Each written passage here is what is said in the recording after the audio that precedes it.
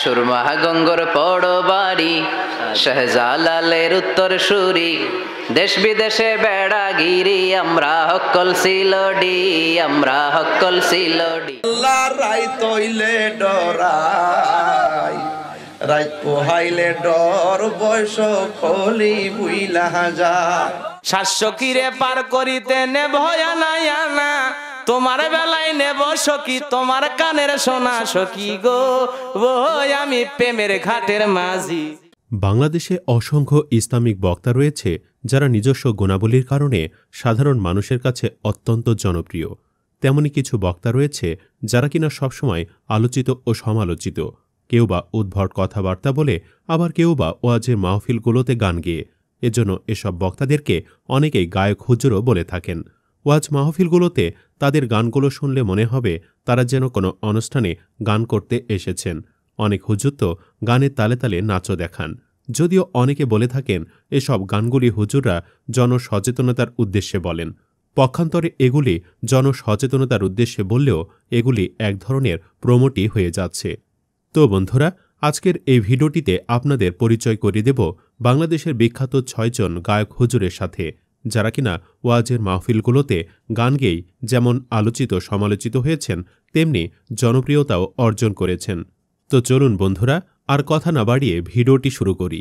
তবে ভিডিওটি শুরু করার পূর্বে অনুরোধ রইল ভিডিওটিতে একটি লাইক দিয়ে শুরু থেকে শেষ পর্যন্ত দেখুন। আমার অন্তরে তোরে লয়া বাজবো বাসা ওই আকাশে কারি আমানুল্লাহ সিদ্দিকী। কারি আমানুল্লাহ বাংলাদেশের একজন বিখ্যাত গায়ক হুজুর। তিনার কণ্ঠ যে কতটা সুন্দর, তার গান যদি আপনি না শুনেন তাহলে আপনি বুঝতেই পারবেন না। তো চলুন কারি আমানুল্লাহর কণ্ঠে আমরা সুন্দর একটি গান শুনে আসি। ও তুমি আইবা রে বন্ধু, তুমি আইসা আমায় পাইবা না, ওরে বিশি খাওয়াইলা মধু ওরে বিশি খাওয়াই। এতক্ষণ পর্যন্ত আপনারা শুনলেন কারি আমানুল্লাহর পরিবেশন করা গানটি। আশা করি কারি আমানুল্লাহর কণ্ঠের এই গানটি আপনাদের অনেকেরই ভালো লেগেছে। আর এভাবে প্রায় প্রত্যেকটা মাহফিলেই কারি আমানুল্লাহ তার নিজের কণ্ঠে গান পরিবেশন করে থাকেন। কারি আমানুল্লাহর কণ্ঠের গান যদি আপনাদের পছন্দ হয়ে থাকে তাহলে অবশ্যই আপনারা চলে আসতে পারেন কারি আমানুল্লাহর ওয়াজ মাহফিলে এবং সেখানে প্রাণ ভরে শুনতে পারেন কারি আমানুল্লাহর নিজের কণ্ঠের গান।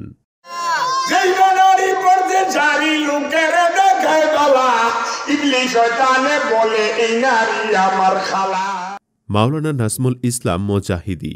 বাংলাদেশের অন্যতম নামকরা গায়ক হুজুর হলেন নাজমুল ইসলাম মোজাহিদি। তিনি প্রত্যেকটা ওয়াজ মাহফিলে খুব সুন্দর করে গান করেন। অনেকে বলে থাকেন এই নাজমুল ইসলাম মোজাহিদি যদি মাদ্রাসায় না পড়ে কোনো মিউজিক কলেজে পড়ত তাহলে দেশের একজন সুনামধন্য শিল্পী হতে পারতেন। চলুন এই গায়ক হুজুর নাজমুল ইসলাম মুজাহিদের কণ্ঠে একটি গান শুনে আসি।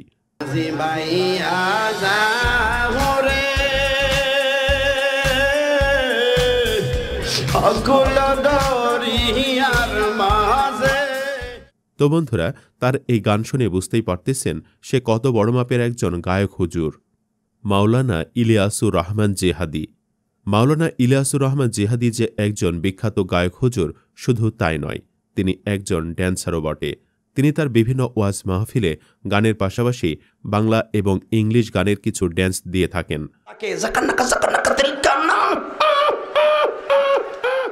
মাওলানা ইলিয়াসুর রহমান জেহাদিকে বলা হয় ও ললনা গানের প্রডিউসার, কেননা এই গানটি তিনি এতভাবে প্রডিউস করে গেছেন বিভিন্ন ওয়াজ মাহফিলে যে এই গানটির ভিউজ সংখ্যা 5 কোটির ওপরে।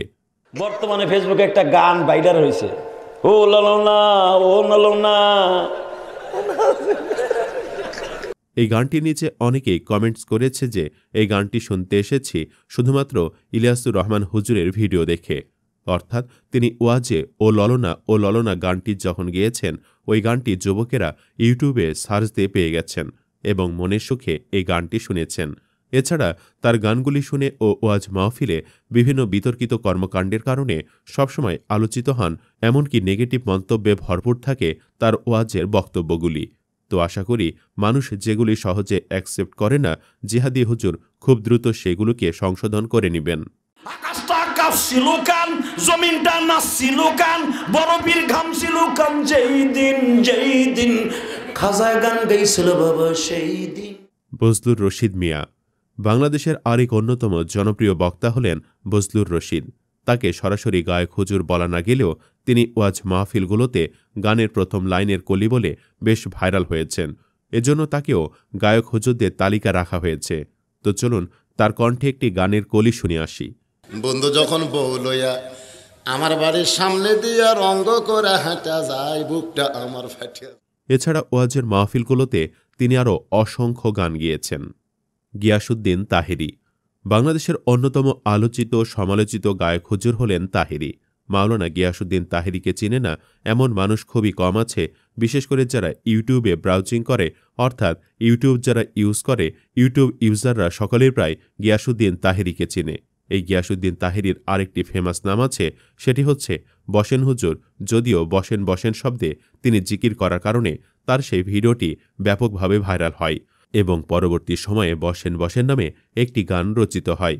তো চলুন আমরা বাংলাদেশের বিখ্যাত গায়ক হুজুর গিয়াসউদ্দিন তাহেরির কণ্ঠে একটি গান শুনে আসি।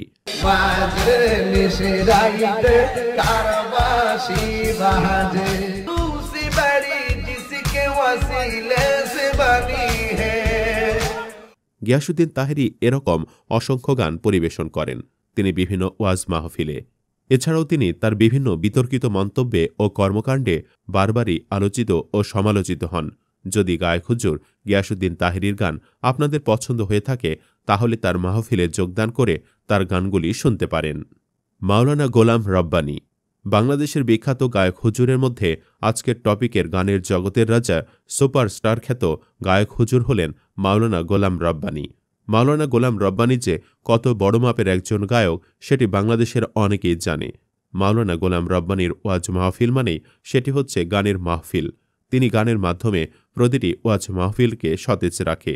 অনেকে আবার বলে থাকেন মাওলানা গোলাম রব্বানী যদি মাদ্রাসায় না পড়ে বাংলাদেশের কোনো মিউজিক কলেজে পড়ত তাহলে নিশ্চয়ই সে বাংলাদেশের একজন বিখ্যাত গায়ক হতে পারত। যদিও তিনি ইউটিউবের মাধ্যমে গায়ক পরিচিতিটা লাভ করেছেন, তারপরও পেশাগতভাবে তিনি একজন ভালো সিঙ্গার হতে পারতেন। তো চলুন আমরা মাওলানা গোলাম রব্বানীর কণ্ঠে একটি সুমধুর গান শুনে আসি। সখীরে পার করিতে নেব না, তোমার বেলায় নেব সখী তোমার কানের সোনা সখী গো, ও আমি প্রেমের ঘাটের মাঝি। সকাল বেলা দেখা হলো, বিকেল বেলা হারালে, শুধু তোমাকেই চাই, আর কিছু জীবনে পাইবা না। এতক্ষণ পর্যন্ত আপনারা উপভোগ করলেন মাওলানা গোলাম রব্বানীর কণ্ঠে গান। এই মাওলানা গোলাম রব্বানীকে শুধু যে গায়ক হুজুর বলা হয় তা কিন্তু নয়। অনেকে মনে করেন মাওলানা গোলাম রব্বানী একজন বড় মাপের প্রডিউসারও বটে, কেননা একজন প্রডিউসারের কাজ হল তার গানগুলিকে পাবলিসিটি করা, মানুষের মধ্যে প্রচার করা, আর সেই একই কাজ করছেন মাওলানা গোলাম রব্বানী। তিনি বিভিন্ন ওয়াজ মাহফিলে ভাইরাল টপিকের গানগুলি গাচ্ছেন এবং যারা ওই গান সম্পর্কে জানে না তারাও কৌতূহলবশত ইউটিউবে সার্চ করে গানটি শুনছেন। তার মানে বলা যায় যে ফ্রিতেই গানগুলিকে প্রমোট করছেন গোলাম রব্বানী। খেতে ছাগল বন্দি, জলে বন্দি মাছ, পাপিয়ার মোবাইলে নেতারা বন্দি, ভিডিও হইল ফাঁস সখী গো, ও আমার মন ভালো না। তো বন্ধুরা, এসব হুজুরদের আমি একটি বার্তা দিতে চাই। ওয়াজ মাহফিল হল ধর্মপ্রচারের একটি প্রাঙ্গণ, সেখানে কোরআন হাদিসের আলোচনাটাই বেশি মানায়। কোরআন হাদিসের মাহফিলে গান কোনো মতেই কাম্য নয়। তাই বাংলাদেশে ওয়াজ মাহফিলের নামে গানের প্রচার বন্ধ করা হোক এই কামনাই করি। তো বন্ধুরা, এসব গায়ক হুজুরদের সম্পর্কে আপনার কোনো মতামত থাকলে কমেন্টে লিখে জানান। ভিডিওটি ভালো লাগলে শেয়ার করুন এবং চ্যানেলটিতে নতুন হয়ে থাকলে সাবস্ক্রাইব করে বেল আইকনটি বাজিয়ে রাখুন। ধন্যবাদ।